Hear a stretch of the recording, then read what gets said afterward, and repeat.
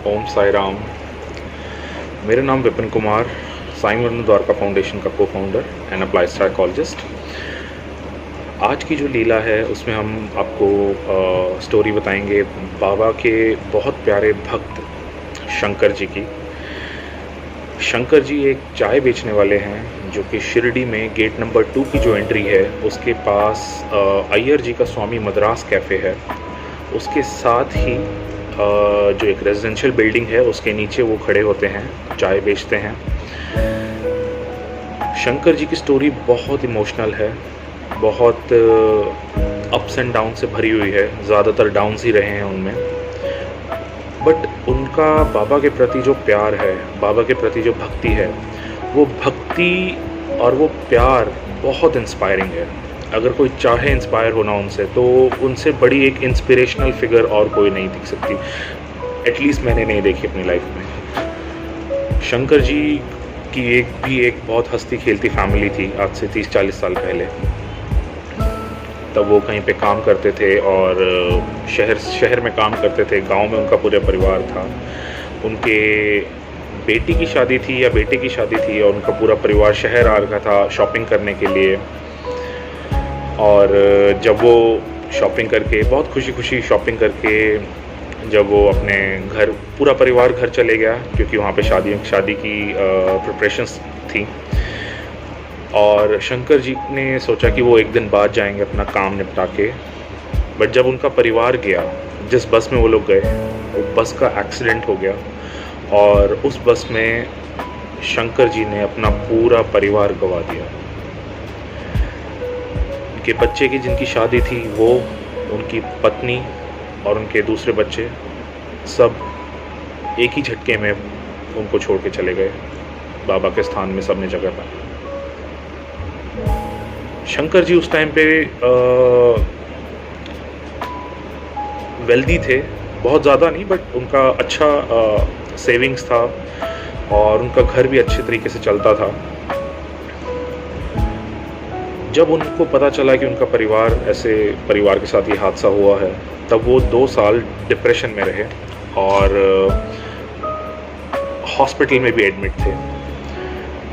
उस 2 साल के अंदर जब वो डिप्रेशन में थे और हॉस्पिटल में थे, या जब उनको कुछ नहीं पता था उनके आसपास क्या चल रहा है, तब उनके परिवार के ही किसी मेंबर ने उनका संपत्ति भी हड़प ली।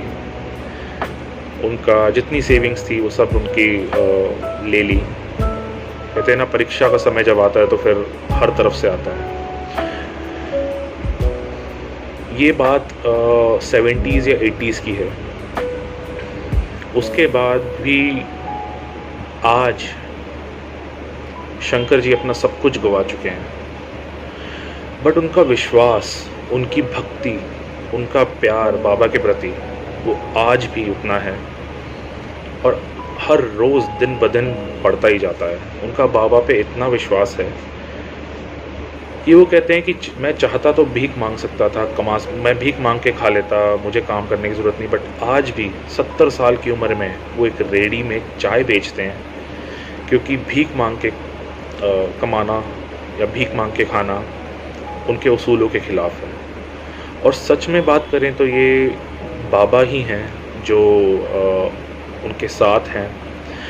ऐसा उनके साथ क्यों हुआ, क्या उनके डीड्स रहे हैं, क्या उन्होंने भुगता है, क्या उन्होंने ख़त्म किया है, वो बाबा ही जानते हैं। बट हम इतना जानते हैं कि शंकर जी जो हैं वो भक्ति की, इंसानियत की, प्रेम की और विश्वास की एक जीती जागती मिसाल है।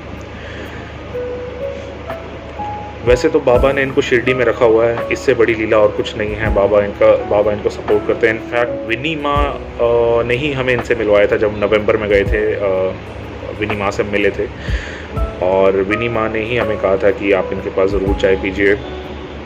तो तब से हमारा शंकर जी के साथ ऐसी दोस्ती हो गई है कि हम जब भी शिरडी जाते हैं, जितना उत्साह हमें बाबा से मिलने का होता है, उतना ही उत्साह हमें शंकर जी से भी मिलने का होता है। तो एक लीला जो उनके साथ हुई थी जब हम वहाँ पे थे, हमारे दौरान ही वहाँ पे एक लीला हुई थी जो हम भूल नहीं सकते। शंकर जी की एक आदत है वो रोज़ सुबह 4:30 बजे उठ जाते हैं। वो जनरली फुटपाथ पे ही सोते हैं, जहाँ पे उनकी रेहड़ी है उसके साथ ही वो सोते हैं। और वो सुबह उठते हैं, उठते के साथ ही वो अपना रेहड़ी का पूरा प्रिपेयर करते हैं रेहड़ी को। और इनिशियली उनकी रेहड़ी में बाबा की एक मूर्ति थी, जो कि इस साइज़ की रही होगी, और आज भी है वो वहाँ पे। तो बाबा वो उस मूर्ति को, बाबा की मूर्ति को हमेशा रखते थे, चाय बनाते थे। और पहली चाय जो है, 1 कप चाय बाबा के लिए, और 1 कप चाय मदर अर्थ के लिए वो निकाल के रखते थे। और हमेशा बिज़नेस स्टार्ट करने से पहले वो ये दोनों कप जो हैं ज़मीन में उड़ेल देते थे। एक बाबा के नाम, जो समाधि टेम्पल में बाबा हैं उनके नाम, और एक मदर अर्थ के लिए। और उसके बाद 1 कप चाय वो अपनी जो उनका जो ठेला है उसमें जो बाबा की मूर्त है उसके लिए वो रखते थे। इसी प्रकार से उनका काफ़ी समय से ये एक नियमित तौर पे रहता था। एक दिन हम लोग उनके रेहड़ी में जाने से पहले हम लोग बाबा के पास गए थे, द्वारका माई। वहाँ से जब हम आए तब हमने उनकी रेहड़ी पे एक बहुत बड़ी, इतनी बड़ी बाबा की एक मूर्ति देखी। छोटी वाली मूर्ति भी थी और बड़ी वाली बाबा की मूर्ति भी थी। तो हमने पूछा, अरे वाह शंकर भैया, आप एक और मूर्ति ले आए, आपने एक और मूर्ति स्थापित करी है बाबा की। तो उन्होंने कहा नहीं। कहते कि मैं पीछे किसी काम से गया था, और जब मैं आया तब मेरी रेहड़ी में ये मूर्ति रखी हुई मुझे मिली। मुझे नहीं पता कौन रख के गया, और ये उस वक्त का टाइम था जब वहाँ पे भीड़ भी बहुत कम थी, उस लेन में भीड़ बहुत कम थी। कहते मैंने हर एक से पूछा, आसपास के दुकानदारों से, कहाँ से क्या, हर एक से पूछा, किसी को नहीं पता कि ये मूर्ति कहाँ से आई। इनफैक्ट जहाँ पे शंकर जी का ठेला लगता है, उनके बैक साइड में ही एक ATM है, एक बैंक है। वो ATM के बाहर एक गार्ड हमेशा बैठा रहता है। वो गार्ड को भी नहीं पता, वो गार्ड भी वहीं पे था, और गार्ड को भी नहीं पता कि वो मूर्ति कहाँ से आई। बाबा किस प्रकार उनके पास प्रकट हुए, और किस प्रकार बाबा अपने मूर्ति के स्वरूप में उनके पास आए, उनको आशीर्वाद दिया, और उनके साथ ही हैं। और कभी कभी हम मूर्ति को देखने से ही ऐसा लग रहा है, वो बहुत इंटेंसिटी है उस मूर्ति में। उस मूर्ति को देखने मात्र से ऐसा लग रहा था कि आप सच में बाबा को ही देख रहे हैं। और कई बार जब हम समाधि टेम्पल की तरफ नहीं जा पाते तो हम उन्हीं मूर्ति को प्रणाम करके हम आगे निकल जाते हैं। बहुत बहुत खिंचाव है उस मूर्ति में, एक बहुत सकारात्मक ऑरा है उसमें, मूर्ति में। ये मूर्ति कहाँ से आई, किसने दी, कुछ नहीं पता। और उसके कुछ समय बाद वहाँ पे 2 महिलाएं आईं। उन्होंने बाबा की छोटी मूर्ति और बड़ी मूर्ति के लिए कपड़े खरीदे, और वो कपड़े बाबा को चढ़ाए, चोला बाबा को चढ़ाया। और आज भी वो मूर्तियाँ वहीं पे हैं, शंकर भैया भी वहीं पे हैं, चाय वहाँ पे देते हैं। इतने प्यारे भक्त हैं, वो चाय देने के बाद किसी से पैसे मांगते भी नहीं है। अगर किसी ने जो पैसा बिना दे चल जाते हैं, उनको कभी पीछे से आवाज़ नहीं मारते बाबा शंकर जी। और कभी आप शिरडी जाएं तो ज़रूर शंकर जी से मिलें।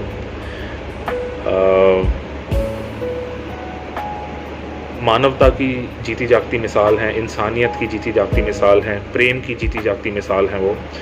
और इस उम्र में भी जब चाहें वो बहुत से सरकारी योजनाओं का भी लाभ ले सकते हैं, बट वो कहते हैं नहीं, मुझे कमा के खाना है। जब तक मैं ज़िंदा हूँ, मेरे बाबा हैं मेरे साथ, उनको कुछ नहीं चाहिए। वहीं फुटपाथ पे सोते हैं। उनकी लाइफ बहुत स्ट्रगल से भरी पड़ी है, बट अगर हम चाहें तो उनकी लाइफ से इतना कुछ सीख सकते हैं, इतना कुछ इतना इंस्पायर हो सकते हैं। हम उनकी लाइफ को अगर देखेंगे, उसके बाद भी उनके चेहरे में हमेशा मुस्कान रहेगी।